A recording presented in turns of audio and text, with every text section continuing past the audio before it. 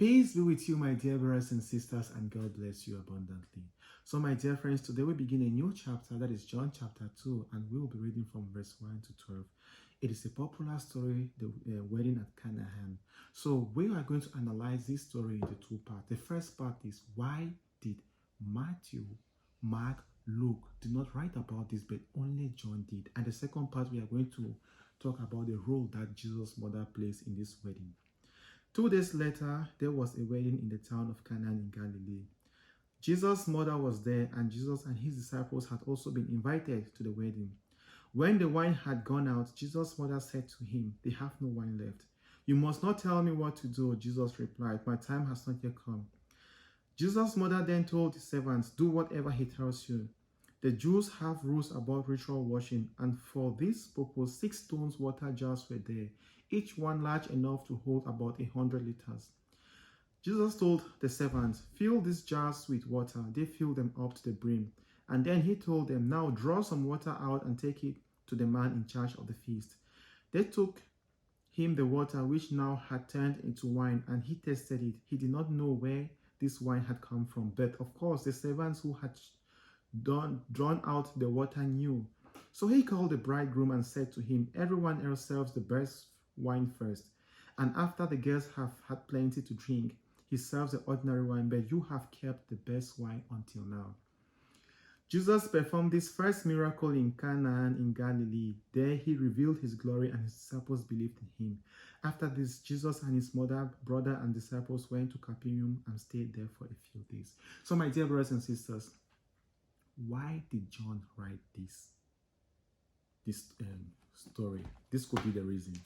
So let's go to John chapter 19, verse 26 to 27. It says, "Jesus saw his mother and the disciple he loved standing there. So he said to his mother, 'He is your son.'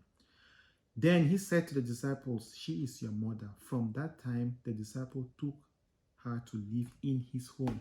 So let us understand the life before Jesus' mother was living with John. If you open to Luke chapter 9, verse 51 to 56, you understand that John was someone who was very quick in anger and temper.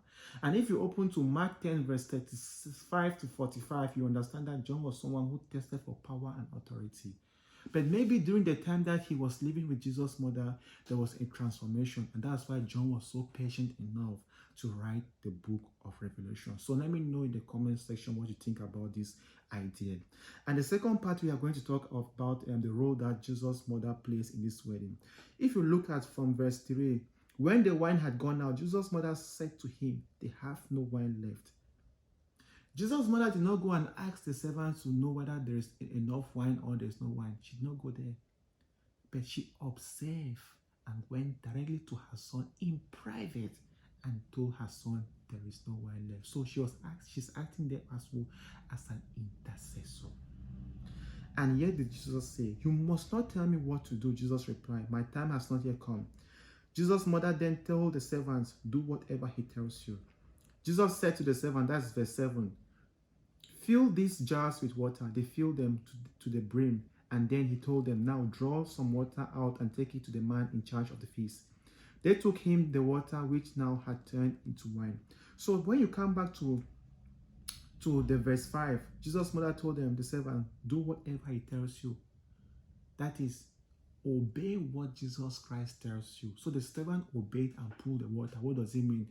Jesus Christ tells you, love God with all your heart and soul. Obey your father and mother. Love your neighbor as you love yourself. Bless your enemies. Forgive and forget. So when you do all of these things, your life is going to be transformed from water into the best wine.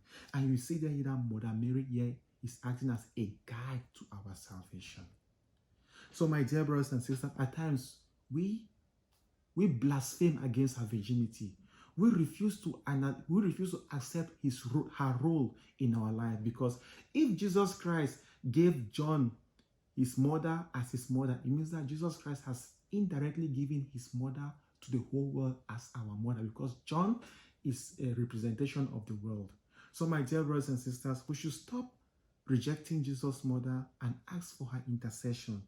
And we can see here that Jesus' time was not, it was not yet time for Jesus to perform miracle. But why did Jesus Christ finally perform that miracle? Because he was respecting the fifth commandment, which says what? Obey your father and your mother. So if Jesus Christ can obey his father and his mother on earth, does it mean that Jesus Christ will not obey his father and his mother in heaven?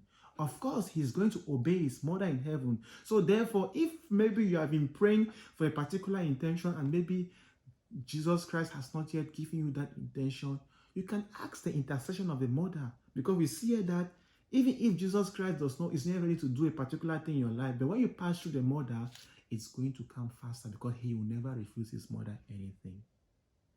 So my dear brothers and sisters, let us learn from these lessons that Jesus' mother, she's not there to be worshipped, because all the glory goes to Jesus Christ. We can see here from the chapter, from this verses here, that she did not go there to take the glory from herself, because even when the groom tested the wine, the credit was going to the servant, and indirectly Jesus Christ was being glorified, not Jesus Christ's mother.